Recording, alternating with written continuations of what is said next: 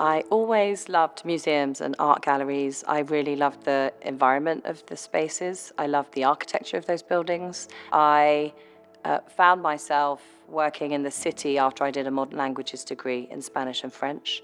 And I was working with art galleries and museums as a broker for the Lloyd's of London insurance market. I had this sense that I was a fish out of water and I wasn't that passionate about it. And I really thought, you should follow your heart and just see where this other avenue is going to take you.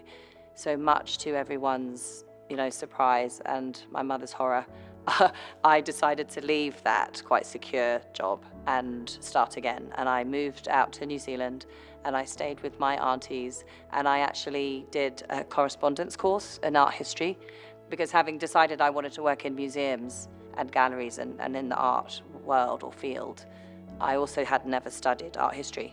So really, I studied for 14 years. I embarked on this journey, and I read a lot of books. I talked to a lot of people. I wrote a lot of essays, and I really honed my interest. And I really felt all the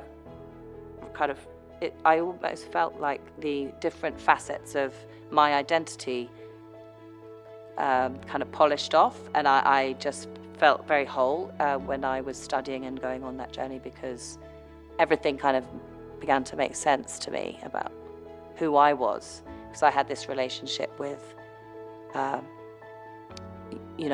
Pākehā side, and being born and raised in London and just being in that milieu, with that community, and then my Māori, taha Māori, my Māori side, and these things kind of were able to come together in this new path that I kind of found myself on. What she's done is given our world, our heritage, our legacies from the Pacific new life and presence in the wider world. And she's done it in a way that's very inspiring. I am the diaspora, that generation that was born and raised overseas, and have this different kind of relationship with Aotearoa. We've been proud of Maia for a long time. There's always tensions within museums and indigenous peoples, and so you need an authentic voice. You need a person there with indigenous values and mindsets, and they can carry that history alongside her professional skills. Museums and galleries that steward collections away from Aotearoa New Zealand and the Pacific have a different kind of role. For those of us born overseas, it's actually, a really vital part of our connecting to here. She's one of the best hosts, and she regularly receives people from Aotearoa and around the Pacific.